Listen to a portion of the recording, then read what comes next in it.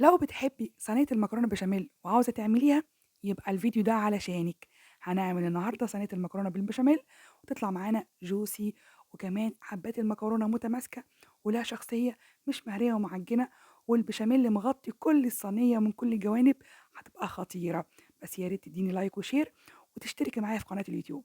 انا النهارده هبدأ معاكم من الف للياء. بداية كده باللحمة المفرومة. عندي طاسة سخنة هنزل فيها نص كيلو من اللحمة المفرومة، وهسيبه ينزل الدهون اللي فيها لان مش هضيف لها اي دهون. واول ما تبدا ان هي لونها يتغير وتبدا ان هي تنزل الدهون اللي فيها، هنزل لها بصله متقطعه مكعبات، وكمان معاها ملح وفلفل وبهارات، وهشوحهم مع بعض، وهضيف لهم ربع كوبايه ميه، واسيبهم مع بعض يختلطوا مع بعض ويشقشقوا شويه. وبعد كده هبدا ان انا انزل معلقتين من الصلصه واسيبها تتسبك. في الوقت ده هعمل البشاميل بتاعي. البشاميل 4 معالق من الزبده او السمنه او الزيت، وقدامهم او عليهم 4 معالق من الدقيق. يبقى 4 معالق زبده، 4 معالق دقيق. وهبدا احمرها لغايه الدقيق ما يبقى لونه اشقر، وهنزل عليه بلتر كامل من الحليب كامل الدسم، يبقى جميل جدا. ويكون الحليب ساقع او بدرجه حراره المطبخ. اوعى الحليب يكون سخن او مغلي، هيكلكع منك على طول. وهبدا اقلب كده على طول لغايه ما اخلط الاتنين مع بعض، واحط لها الملح والفلفل والبهارات اللي هي جوز الطيب. ولو ما عندكش جوز الطيب مش مشكله، مش يعني ملهاش مش هتاثر بشكل قوي على الطعم. هفضل اقلب بقى لغايه تمام التسويه، لان التقليب ده هيخليها ما تكلكعش مني، وفي نفس الوقت احافظ عليها ما تتلسعش مني. اعرف ان هي استوت ازاي يا نبيله؟ بان هي تطلع لي فقاقيع كده من على الوش، يبقى كده البشاميل استوى. اجي بقى عند المكرونه بتاعتي. المكرونه عاوزه اوريكي درجه التسويه عامله ازاي، قد ايه شايفين بتشد ناشفه.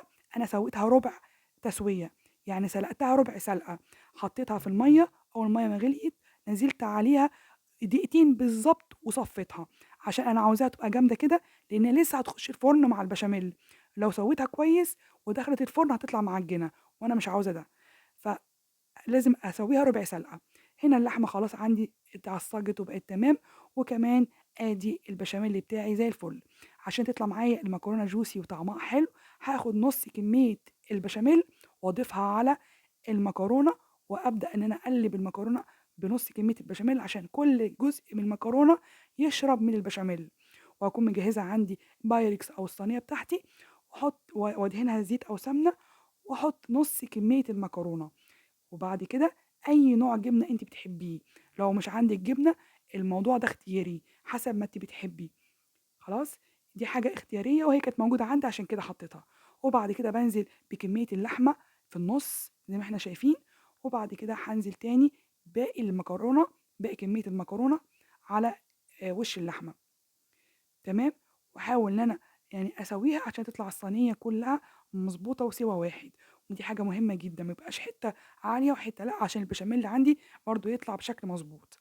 خلاص. ولو عندك برضو جبنه تحطي، ما عندكيش خلاص، دي حاجه ترجع لك برضو. وهنا بقى اخر طبقه عندي وهي البشاميل. هبدا انزل نص كميه البشاميل الباقيه عندي على وش الصينيه. وبكده يبقى انا خليت البشاميل يبقى في كل جزئيه من اجزاء المكرونه وعلى وشها كمان.